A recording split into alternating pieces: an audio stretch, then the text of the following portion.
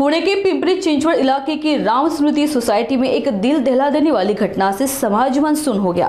12 वर्षीय बालक लिफ्ट में खेलते समय फंस गया और उसकी जान चली गई। घटना 4 मंजिला इमारत की पुरानी लिफ्ट में हुई, जहां बाहर सेफ्टी डोर था और अंदर लोहे की स्लाइडिंग डोर थी।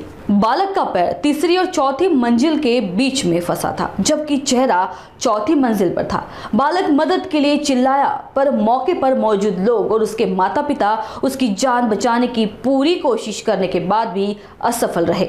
अग्निशमन दल को बुलाया गया, लेकिन तब तक बहुत देर हो चुकी थी। इस दर्दनाक हादसे की जांच पिंपरी चिंचवड़ पुलिस कर रही है। मासूम बालक की मौत ने परिवार और समाज को झकझोर कर रख दिया है और माता पिता गहरे सदमे में हैं। दिघी पोलीस स्टेशनच्या हद्दीमध्ये चरोली फाट्याजवळ राम स्मृती सोसायटीमध्ये काल दिनांक 2 ऑक्टोबर 2025 रोजी 11 वर्षीय अमेय साहेबराव फडतरे हा मुलगा लिफ्टच्या दरवाजामध्ये अडकलेला होता।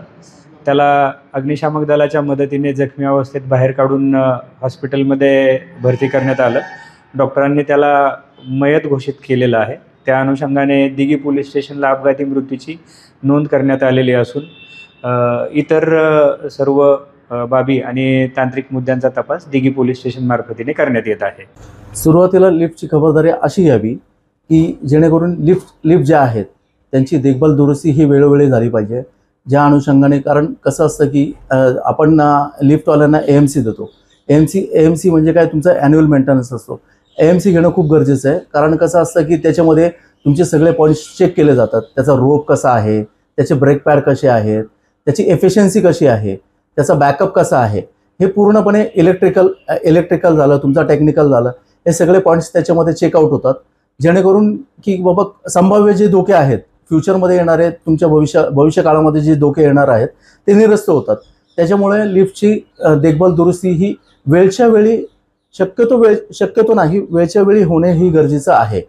आणि दुसरी गोष्ट म्हणजे की लिफ्टमध्ये प्रवास करताना शक्यतो लहान मुलांना एकटे सोडू नका, कारण लहान मुलांना पहिली गोष्ट म्हणजे लिफ्टमध्ये बसल्यानंतर एक त्यांना ते आकर्षण असतं लिफ्टचं, की खाली वर जाणं किंवा खाली जाणं, हे आकर्षणापोटी बऱ्याचशा गोष्टी घडू शकतात।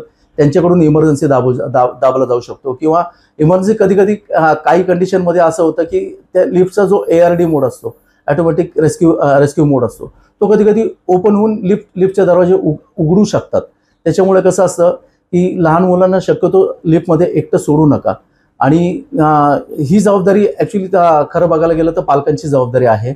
आणि दुसरी गोष्ट सोसायटी चेअरमनची ही जबाबदारी आहे की लिफ्टच्या बाहेर तुम्ही अधिकृत बोर्ड लावावा, सूचना लावाव्यात की बाबा लिफ्टमध्ये प्रवास कोणी करावा, कोणी करू नये, की ह्या ज्या काही गोष्टी आहेत ह्या त्या अनुषंगाने या दोन्ही लोकांच्या फ्लॅट ओनर आणि चेअरमन यांची जबाबदारी आहे की त्यांनी लिफ्टचा वापर कसा करावा ह्या सूचना फलकाद्वारे पण, आणि त्याची जनजागृती होण्यासाठी एक माझ्या अंदाजे कसं असतं, जे लिफ्ट आपल्याला रिपेअर करायला येतात, एखादं त्यांचं जर असं सेशन ठेवलं की त्याच्यामध्ये ते आपल्याला तुम्हाला सगळे मुद्दे क्लिअर करून देतात की बाबा लिफ्टचा वापर कसा करावा किंवा काय करावा। काल आम्हाला 5:07 इथं कॉल आला, त्यांनी सदर व्यक्तींनी माहिती दिली 5:07 आणि इथून जसं आम्हाला माहिती मिळाली अडकला मुलगा, लहान मुलगा, त्याच्यामुळे आम्ही जसे माहिती मिळताच तत्काळ आम्ही इथून लगेच आमच्या 250-300 मीटरवरती आपली सोसायटी आहे, सोसायटी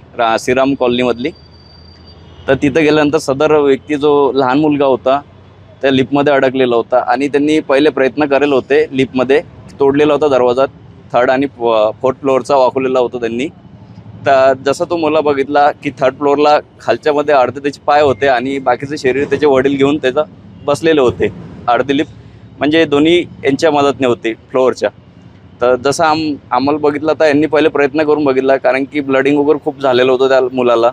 तर तसंच आम्ही तत्काळ मग बघितलं की काय करता येते अशा वेळेस। तर पहिले आम्ही आपला लिफ्टचे इलेक्ट्रिक रूम बघितली, लगेच आम्ही तिथे गेलो, त्या लॉक होतं, लॉक बोल्ट कटरच्या सहाय्याने तोडला आणि तोडल्यानंतर लगेच आम्ही ते आपला इलेक्ट्रिक सप्लाय बंद केला आणि इलेक्ट्रिक सप्लाय बंद केल्यानंतर लिफ्ट चालू आहे की नाही एक बार करेक्ट बघून बघितलं। नंतर आम्ही मॅन्युअली पद्धतीने लिफ्टला हळूहळू खालच्या पद्धतीमध्ये 3rd फ्लोअरला खाली लिफ्ट सोडली आणि जशी खाली गेल्यानंतर तसेच ते मुलाला बाहेर काढून आणि आमच्या आपला ॲम्ब्युलन्स अवेलेबल नसल्यामुळे तर आमच्या देवदूत वाहनामध्ये हॉस्पिटलमध्ये के तर रवाना केले आम्ही लगेच.